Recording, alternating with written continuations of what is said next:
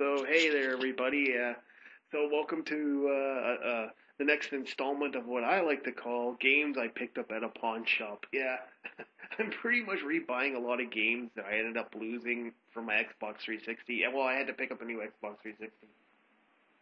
I helped a friend of mine out, and so I sold a bunch of stuff so I could get him some extra money to help him out. So I'm re-picking up all my games now that everything's cheaper now. So, so I'll be talking about Dragon Age shortly here. Actually, I wouldn't mind talking about the. I'm gonna see if this is okay. I have a pawn shop that I'm getting a lot of stuff off, and they're doing some cool things. And I haven't really seen any other store really do this, and I've been waiting for a store to do what they're doing. So I'm gonna see if it's okay with them, and if it's okay with them, I'll actually mention their name in the next video I do. We'll see how that goes. So. Yeah, one sec here, take a drink break. Mm, mm. Okay, you know what? I never knew cheesecake would be so good in a smoothie. Okay, I'm doing that from now on.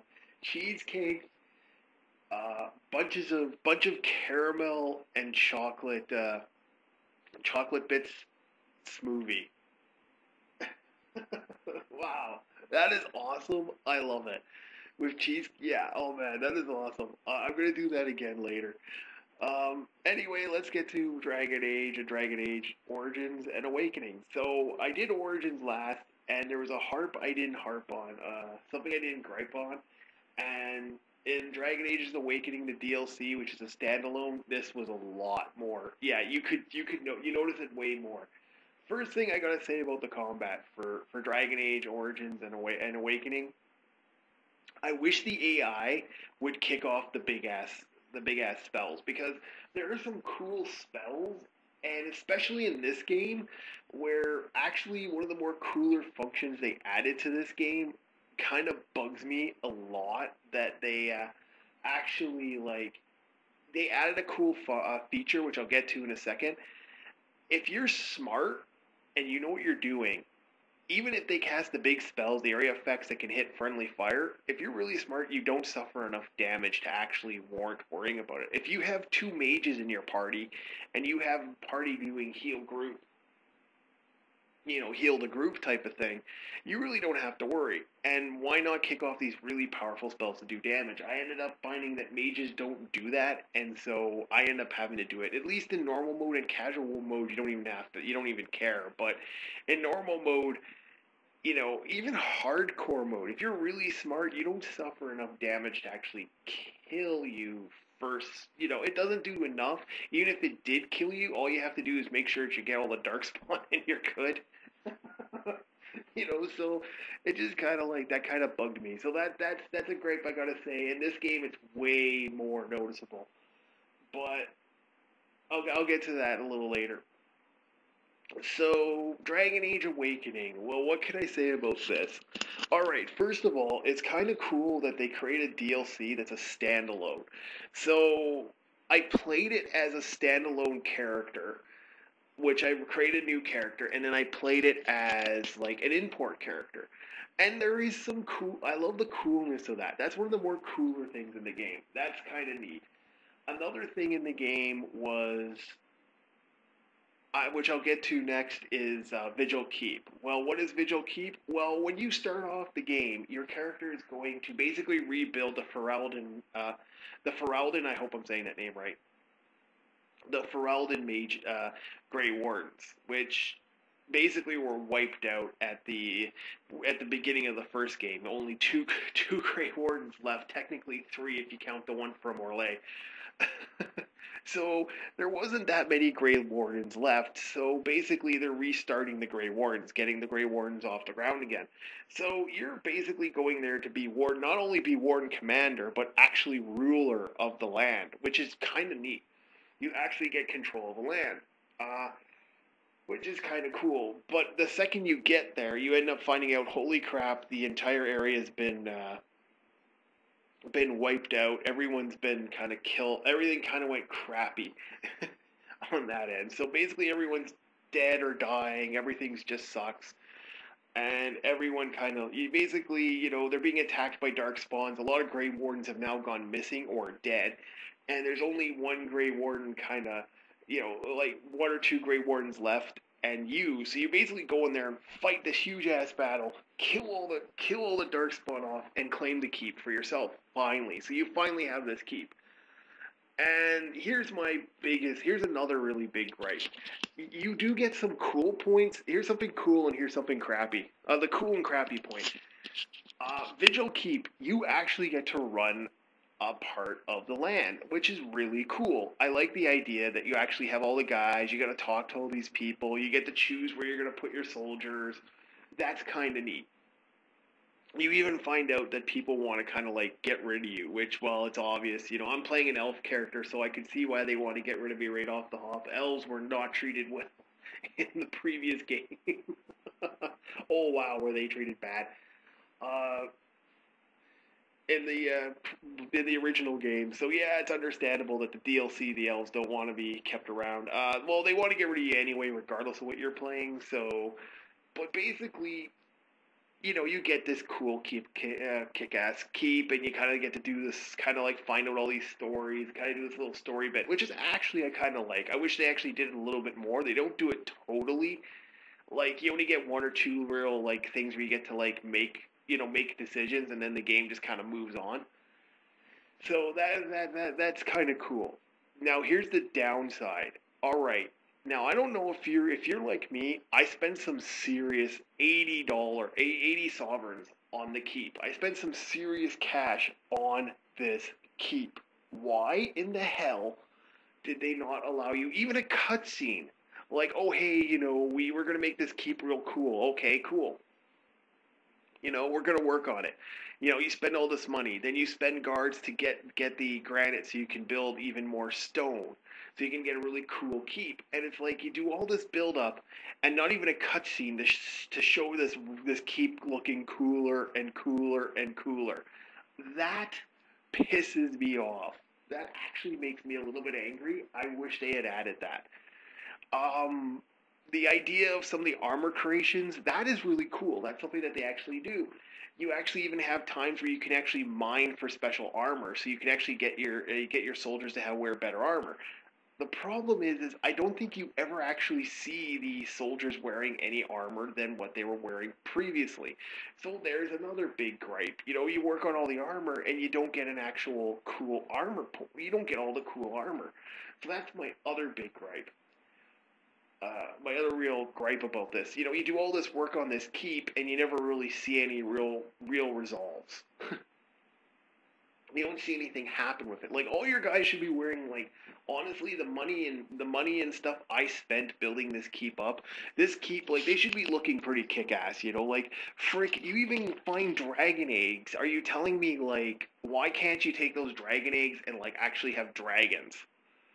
It just that bugs me. Okay, now for something I kind of again the cool and crappy. Uh, the story. Okay, the story itself is kind of neat. You have two warring Darkspawn factions going at it, and both sides are trying to not only destroy you, get rid of you on some levels, but to get rid of other stuff. To get rid of you, but kill the other Darkspawn and conquer the land. Kind of a neat idea. I think that's kind of cool. Downside, the base storyline and the character storylines around you are kind of mediocre. Even the script. Okay, this bugs me. This bugs me a lot. Okay, in the first Dragon Age, the script you get in the game is so diverse and goes on forever. Okay, that bugs me. You could literally have this massive script. You could do all this cool stuff with your characters.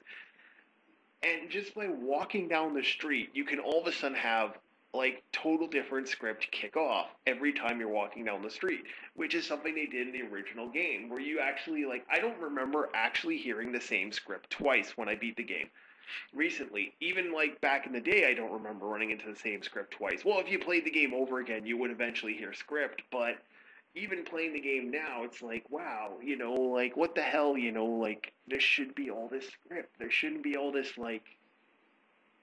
there should be way more script. In this one, I have heard the same script done 3 times. Because I was using Ogren, and there's a lot of references to Ogren and the elf. The elf being, getting her, the Ogren staring at the elf's parts, so to speak. I'm trying to find a nice way of saying it. Yeah, he's ogling her. And I've heard that script at least, I've heard that little story bit at least a couple times. Another thing that they did in this game, which it did way more in this game, but not in the other one, is you actually run into events, basically. And in the other game, you had, like, if you gave them gifts, which they have in this game, if you give them gifts, by the way, that's one of the most funniest things, Sir Pounce-A-Lot. You give a kitten to one of the characters, and he names the cat Sir Pounce-A-Lot. And this actually adds a lot of interesting script. One of the downsides is, that I think you can actually kill the kitten. I think if you give it to one character, you get this Sir Pounce-A-Lot, this cool little thing goes off, and the other one, you don't really get that. But the script is way laid down. You get random events where basically you can run into a location and, like, all of a sudden, hey, look at this looks cool, or this, or they'll start talking to you, but you don't get the ability to actually have full blown conversations with these characters. It's more kind of like woven in where you could have just stopped and said, hey, what's up, and actually had a conversation with the character. That kind of bugs me. The other thing is you get way more information in the previous game than the DLC. The DLC does not give you as much character information. Like, you could find out every little bloody tidbit. You pretty much in one occasion you can even find out what characters were wearing when they were younger. Or what they're like in Leanna's occasion, you actually find out what flowers her mother likes. Like, that's a lot of information that you get. Like, that she remembers her mother wearing when she was a child. That's pretty, the flowers that her mother liked to wear in her hair. That is a lot of information on the character, which builds a lot of it builds a lot of emotion. Like, you actually feel invested in the character. In this one, I didn't feel invested as much with the characters. Another big gripe is I don't think there's any sex in the game. I'm not sure, but I'm pretty certain there's no sex. At least I don't think there's any. Maybe I haven't, like, again. I remember when I did pick up Awakening the first time. I never really did play it as much as the original. The original I played like you wouldn't believe, but the other one, seemed kind of mediocre. And I've even come back to that conclusion of after playing this game for so long. Yeah, it's mediocre compared to the other one. So yeah, the story script kind of sucks compared to the other game. Um, a cool point. I'm thinking there might actually be voice actors for this game that actually. I should have actually looked at when they were when the names were coming down in the credit. My bad habit of wanting to skip the credits. Wanted to burn through the credits. Yeah, no. Um, yeah, so it seems like they have some pretty cool voice actors in this. Like, I'm pretty certain that the Brood Mother might actually have the voice of Hexadecimo, Decima or Decima. Oh God, yeah, I'm tired. This is the second time I did this because I accidentally mentioned my friend's name. Oh crap! Because I mentioned my friend's name, I had to redo this. So I'm tired. I'm trying to do this again. So here we go. Yeah, Hexadecimal. Or I think her voice is actually in this as the Brood Mother, which is kind of cool. I also think I'm not sure, but I think Azula, the voice actress who did Azula, actually is also in this, and that's kind of cool. I do like the fact that these characters are in there. That's kind of neat. I think that's kind of cool. So that's one of the cool things about this. So the combat system. Okay, this is something I like, and I wish I could import this into the original Dragon Age. You get way more specializations, way more skills, and way more. You can import like you get all these extra skills, all these extra combat things, and this is something that made the game actually cool. You have a lot of really cool specializations. Not to mention that you're so high level that while you're playing the game, you can actually make these. You have all these skills and stuff. So you get all these master skills, and you get all these combat, like all these different combat skills, all these specialization skills. So that's kind of cool. You do get a way more stuff. You don't get as much. And the mastery for the mage, they really flushed out the mage mastery. You actually get way more magic stuff in this one than you did in the other one. The other one, I think you only got 4. In this one, you get a huge list of magic. So I guess that's kind of cool that you get all this extra stuff. Uh, the next thing is some of the conversations are way more funnier. I find a little bit like some of the script, how little it is kind of funny. The Ogren and the Ogren conversations are pretty amusing. Like him doing his whole, I'm a mage. I cast blah blah blah blah blah blah. He's going off about harping on the mage, and the mage is harping on him. So that's kind of funny. That's kind of funny. That's kind of funny for the script. How little script it has. It is kind of amusing. Um, you get some cool introductions to the characters. So overall, I would have to say this game, if I was to actually give Dragon Age an actual, like, a game, like how much games, like if I was to give a rating to 1 to 10 for Dragon Age, man, I'm tired. 1 to 10 for Dragon Age Origins, I would definitely give it a 9. 8 or 9. 9 because of the DLC. If I was to say the standalone game for Dragon Age Awakening, I would give it a 5, maybe a 6, due to the fact that, again, it's DLC for for the other Dragon Age. It's DLC for the other Dragon Age, for Dragon Age Origins. So that's pretty much my review on Dragon Age and Dragon Age. Dragon Age Origins and Dragon Age Awakening. So basically, that's pretty much it. I'm thinking of what games I'm going to pick. I picked up a bunch of games for the pawn shop, like I said before. So I'm thinking maybe I'll do Rage, or maybe I'll start Mass Effect. And actually, because I haven't played 2 or 3, because I had, unfortunately, by the time I was able to get Mass Effect 2, 3 had come out, and everyone said 3 sucked. So I'm dreading playing Mass Effect 3. I might just stop with 2, or I might just start with Rage. I also have BioShock Infinite and Red Dead Redemption. I apologize. The Revolver is for the PlayStation 2. So Red Dead Redemption and Red Dead Revolver. I keep saying no. Ah, fuck. Okay, Red Dead Redemption. And the zombie thing for Red Dead Redemption. Okay, I'm going to bed. Very shortly, I'm going to bed. I might just turn my laptop off soon.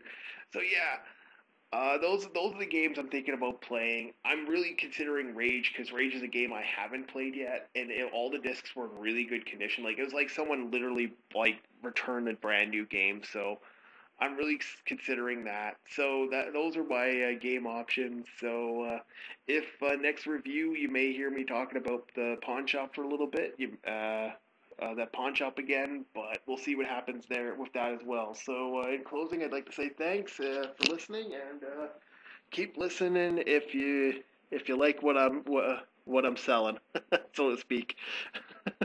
Anyway, have a good one.